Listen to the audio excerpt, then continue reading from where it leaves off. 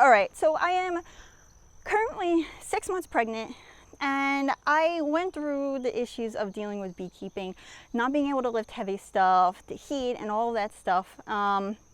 In the summertime beekeeping with my first child. So the second child's a little bit easier, and that's what these videos are about. The last video was about dealing with the heat and ways that you can make it a little bit easier to keep bees even in the heat of the summer. So the link to that is down below, and the next video will specifically be about ways to make beekeeping easier when pregnant. But this one is about weight. And so first I'm going to talk about equipment. What I do for equipment to make my weight easier, different kinds of equipment you can get that will make the weight easier. And then I'm going to talk about other things you can do, because, you know, maybe you just hurt your shoulder, or like me, you just got pregnant and now you can't lift anything over 35 pounds. And you're not about to throw all of your beekeeping equipment out and go buy some 8-frame boxes or a long Langstroth hive. So what can you do temporarily until you can go back to lifting heavier stuff? So first of all, there's the equipment. You have boxes. If you're going to get a Langstroth hive, you have boxes. You have 8 frames and you have 10 frames. So it is just as it sounds. I'm sitting on top of a box. All my boxes are 10 frames, which means 10 frames fit in across here. But you can get an 8-frame box. And so obviously 8 frames fit in this box, which means it's just a few inches narrower, which means the box is not as heavy when you pick it up. Now, I'll have a link down below. I have a whole video about all the different kinds of boxes you can buy and the configurations you can have on your hive and the pros and cons to them. Because you have 8-frame boxes instead of 10-frame boxes, the weight is less, but you're going to need more boxes because you now need, you have, you know, space for, you don't have as much space for 10 frames. You need to put them on the next box up. So it will make beekeeping slightly more expensive, because that's an extra, say, $20 or so for that extra box, but it will make it way less. So it's up to you to decide whether you want it to weigh less or and cost more, or have less equipment and weigh more. On top of that, then you also have the depth of the boxes, which is also in the other video as well. This is a deep, which is the deepest box. Then you have a medium, then you have a shallow. So here on my beehives, what I do is I have one deep box and I put all shallows up above that. So the first box is a deep, and that's the brood. That's what you start out with, you know, just the one deep box. It's so rare that you're ever picking this box up. It can be a deep, and it's almost all brood, the baby bees. So it's not that big of a deal if it's a deep box. It's not weighing that much, and you rarely pick it up. So I keep that a deep. All the boxes above that are shallows. So I have all 10-frame equipment, and that's because that's what my employer said I could. Take some of their old boxes. Someone found old bee equipment on their property that was 10-frame boxes, so that's what I did. That's what I started out with. So to keep it light, everything above my first deep box is a shallow. Most of the time you'll see 2 deep boxes and then all shallows, or what some people call honey supers. I do just one deep box.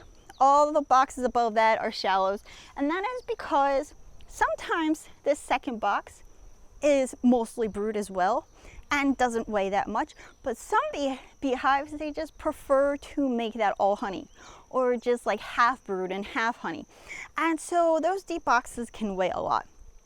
So I put all shallows up above that, and I know people in warm and cold weather climates that do it this way and have no problem. Now again, you could have one deep box, or you're going to need like 2 shallows, because the frames are shorter, so there's less space for the queen to lay, so you're going to need more room. And all up above are shallows. You could do all mediums if you like. Usually the way it goes is they say a shallow is 35 pounds roughly when full. Medium is about 10 pounds more, about 45 pounds when full. The Flow Hive Super is a deep box, and according to their website, when that's full, that's roughly 50 to 55 pounds, which is why I don't recommend that hive for people that have trouble lifting heavy things. And then a plain deep box, totally full of honey. I mean, those things you're looking at over 60 pounds. So that's just something to keep in mind before you're having trouble lifting heavy things, and as well as now, to have your configuration be a shallow if you're already in those 10 frame boxes. I would just stick with those 10 frame boxes. If you haven't gotten your beekeeping equipment yet and you're concerned about lifting heavy things, or if you want to bring your kids involved in this, a long Langstroth hive is really my top recommendation for people that don't want to lift heavy things, or who want to be able to sit the entire time that they're beekeeping. Now, not a top bar hive, because top bar hives have sides that slope inward. It looks similar to a horse trough. And with a top bar hive, you do not have a frame with 4 sides, you just have a bar, and the comb is built underneath it. I've found it's just a little bit trickier to especially get started with top bar hives. It's a little bit trickier to overwinter your hives. In the summer heat, that beeswax gets really soft and floppy and can easily flop over. The wax can get stuck to the sides. You can't use an extractor. So I recommend the long Langstroth hive, which essentially looks like a Langstroth, one giant Langstroth box, but it goes like this, and it's just really long. I don't know how long it is, maybe 3 or 4 feet, and you can put it on legs, and you can make it as high or as short as you want, but they don't stack upwards above that. So you can sit down at the hive and pull out frames and never really have to stand up or pick anything heavy up, really. So one of the things you can do to help deal with weight, which is by far going to make your beehive weigh almost nothing, or your bee box weigh almost nothing if weight is a problem for you, is to have an empty box next to you. And actually, it doesn't even have to be an empty box. It could be just a large Tupperware container that fits a frame in it. And you put that down on the ground next to you.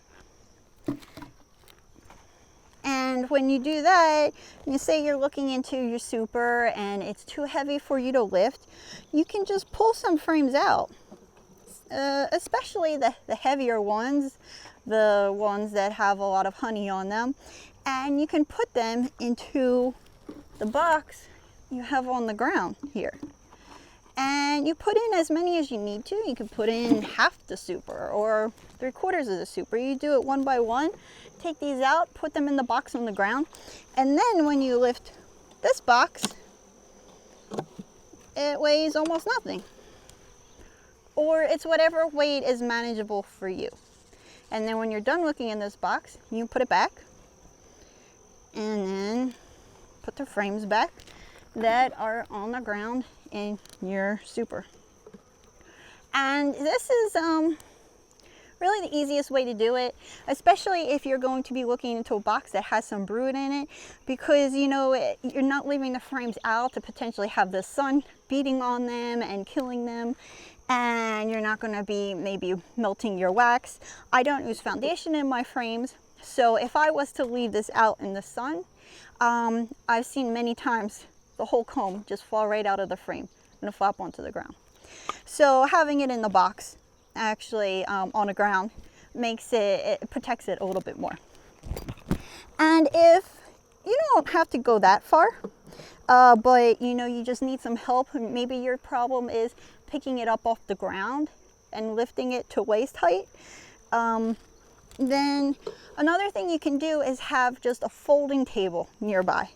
Or if you have more than one beehive, keep in mind that you can use that other beehive to as a table. So for instance, I'm picking up this box and I want to see what's down below into the next box.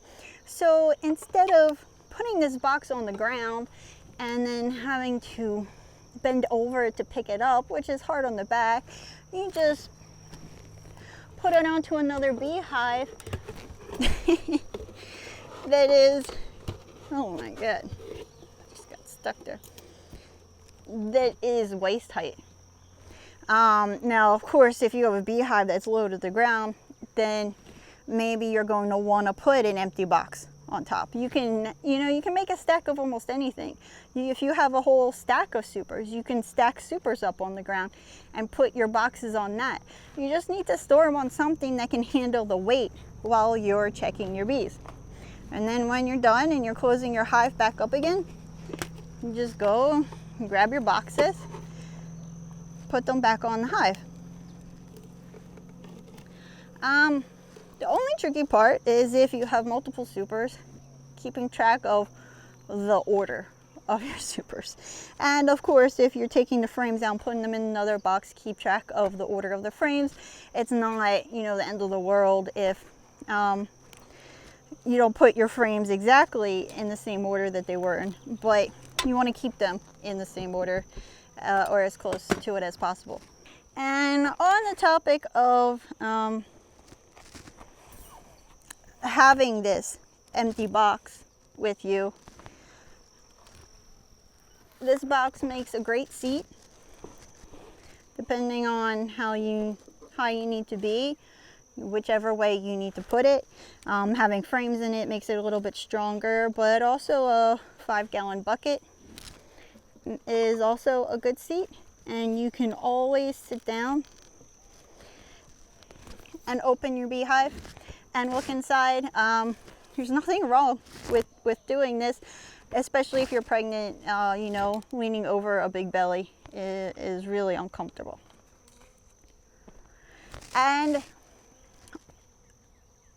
don't forget that as the summer goes on and your bees are bringing in honey, you're going to be harvesting some, but a lot you're going to be leaving as winter feed for the bees.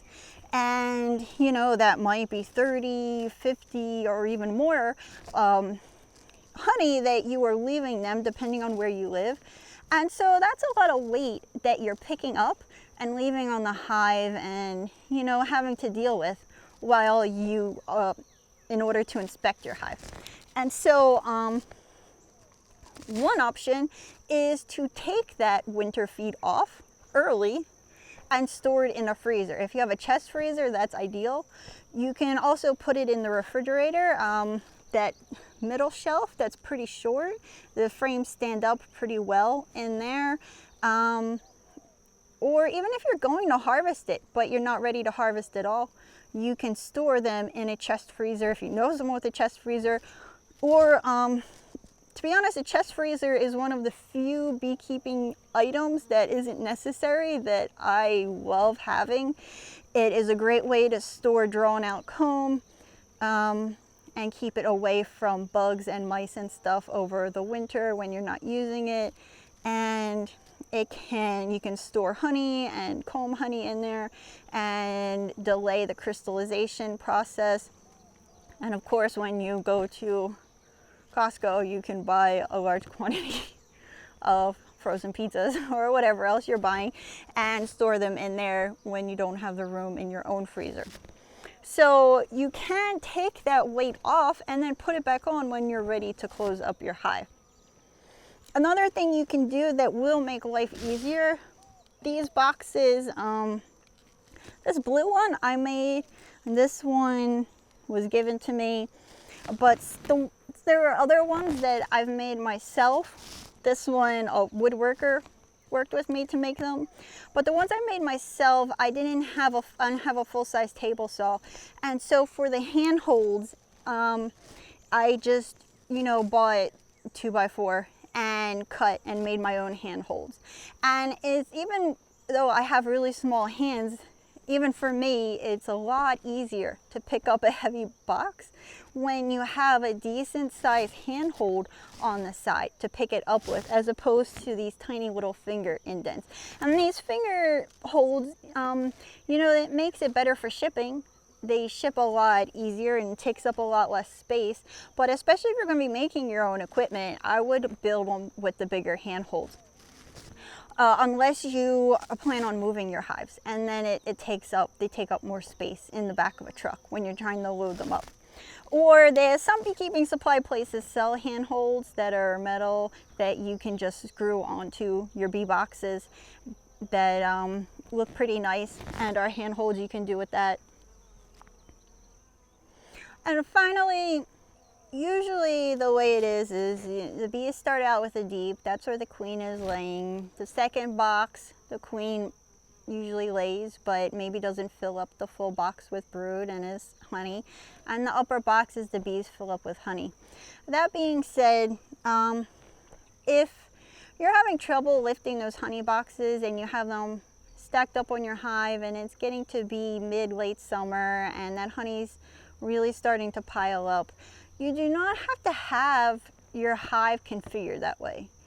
You can play around with putting your brood higher up. You can have a box or two of honey and then your brood.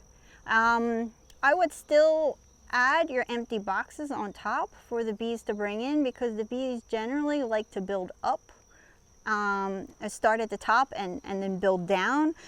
But I mean, there's nothing wrong with putting your deep box on top, having that entrance up there. You can have an upper entrance and just see how the bees do. Are they taking to the bottom and filling it up with honey?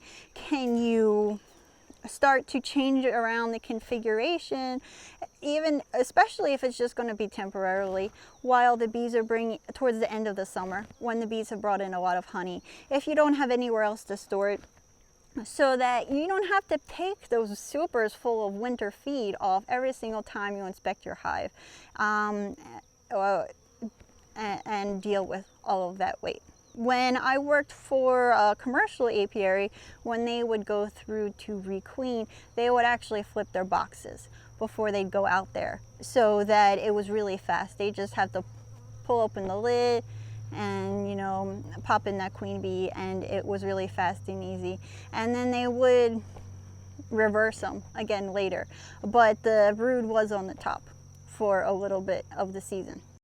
Thanks for watching my video about the Langstroth style hive. If you're thinking about getting started keeping bees, check out our free getting started guide at beekeepingmadesimple.com. Right there on the home page, you can download it, and it has the 7 steps that I recommend you take before you buy your bees. If you'd like to see more beekeeping how-to videos, we update them every week, so hit the subscribe button, and then I think there's a bell you're supposed to hit, and that lets you know when new videos are actually out. Thanks for watching. Bye.